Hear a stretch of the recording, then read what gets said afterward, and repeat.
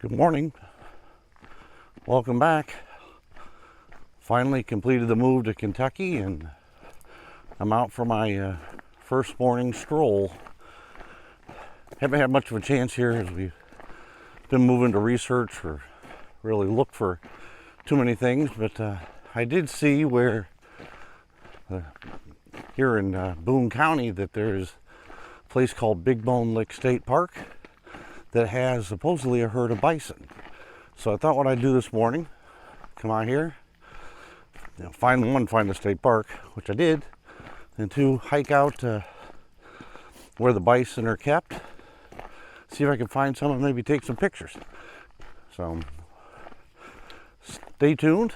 We're going to continue to hike out here and see what we can find. Thanks for coming along.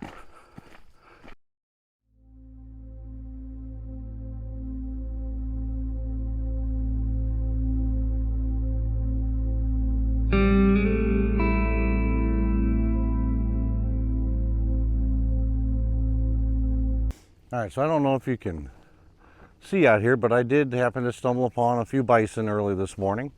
Kind of see the fog and everything here. I came out early, just after sunrise.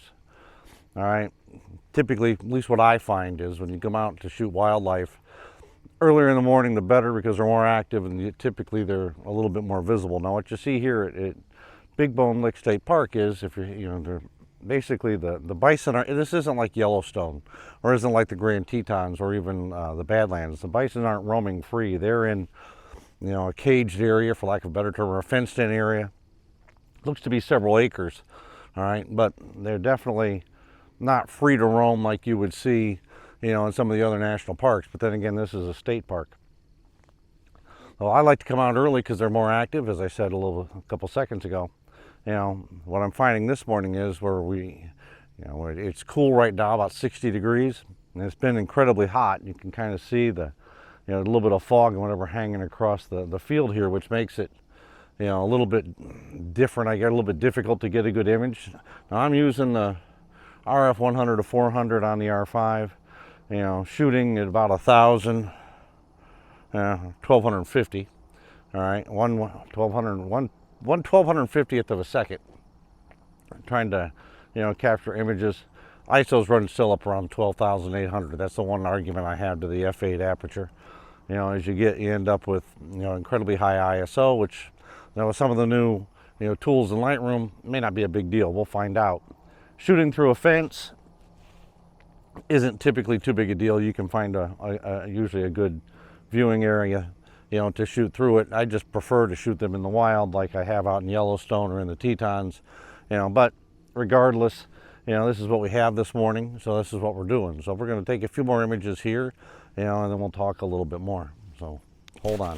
All right, so one of the things I was hoping for this morning was to actually be able to photograph, what they call a red dog or a calf, all right? And I don't know if you can see it, in my video camera, but there is one out here probably 150 yards away. I can't see all of it. You can kind of just see the top of it. All right. This is typically the calves are born in April, May, and then they start obviously to grow and get bigger, but they stay with the herd obviously here because they're caged in. But it doesn't matter, even if you go out in the plains out in the Yellowstone area, this is what you'll see. Now back in 2016, when I was in Yellowstone, I happened to be in Yellowstone on the very first day that the park opened for the spring/summer season, somewhere around April 15th, 2016, and I happened to capture an image of one of the first red dogs of that season. I'll throw that picture in here.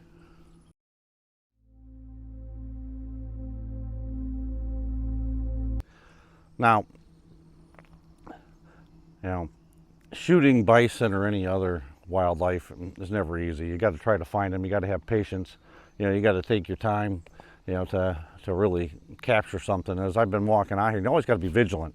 All right. So as I was walking out here, I stumbled across several deer, a couple other, some squirrels and other things.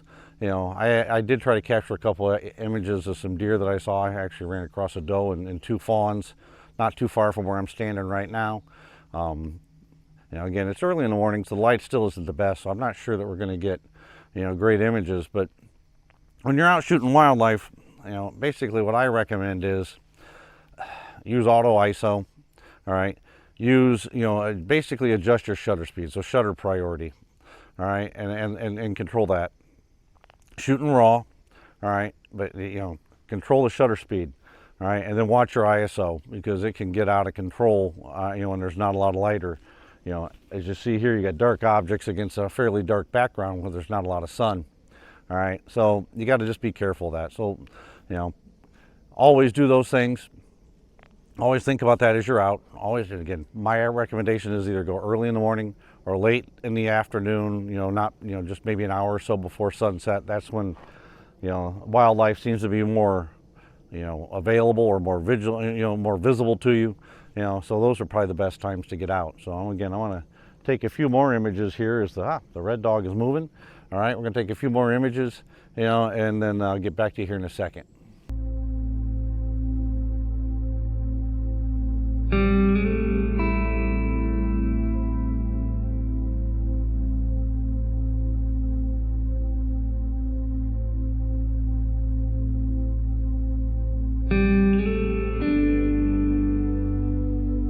All right, so I don't know if you can see this or not, but the sun's finally coming up high enough where it's coming across the trees and putting some light on the trees back here, over here to the,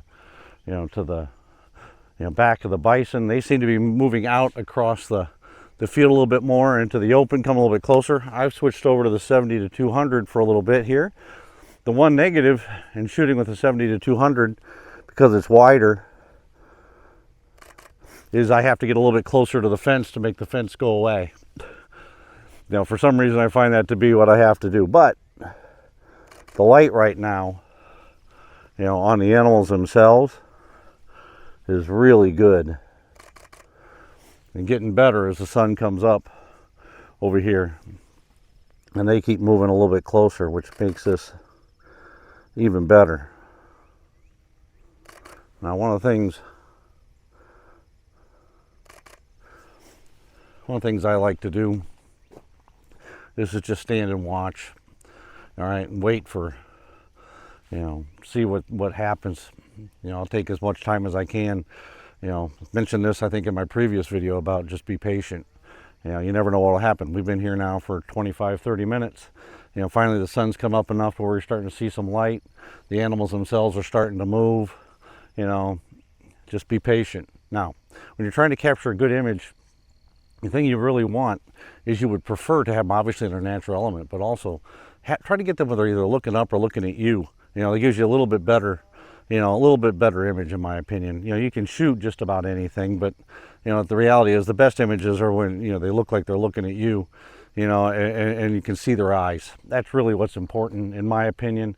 Not easy to do when they're this far away. All right, not easy to do, when they're inside of a fenced-in area.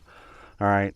But you find yourself, out in the Badlands, you find yourself out in Yellowstone or the Tetons, and you run across some bison. One, don't get too dang close. I mean, please be smart about that, because they are very big and they are very dangerous. All right. But, get low if you can. We're here, it's a little bit hard because of the way everything's set up. All right. But get low if you can. Low to their eye level really will look better, and then try to get them in their natural element, looking towards you or moving towards you, and you'll get a much better image, and something you'll be a lot happier about. Now, if you can see, of course, probably, I don't know if you can see it on me or not, but man, the sun's really starting to come up. Doesn't seem like it's showing right now on the field, but it's definitely cresting across the trees. Definitely doing that. And the herd is moving. Surprised there's only one baby, or one red dog. I was really thinking I'd see more, but unfortunately not today. So, all right, I'm going to end the video here. I'll throw in a few images here at the end so you can see what we captured. I haven't done a lot of research about this place, so I can't share a lot of history, a lot of anything like that. I do think it's an interesting name, Big Bone Lick State Park. I do know that there's a lot of salt springs and things in this area. I'm sure that ties into it. And I believe this is actually the birthplace of American paleontology. So I think they probably found some prehistoric dinosaur bones here in this area. All right, probably tied to the, to the salt springs, and that is kind of what brought it its interesting name. All right, so again, I'll continue to get out here as I can, over the next, however long I live here, hopefully the next few years. All right, and I'll share some of these experiences with you. Again, remember to like, comment, subscribe. Greatly appreciated. Sorry I'm not really doing a great video this morning. I just got up and said, I got to get out and try to do something. I haven't done anything in a while, and I wanted to finally get out and try to enjoy northern Kentucky. So, thanks for coming along. Until we see you again, stay safe.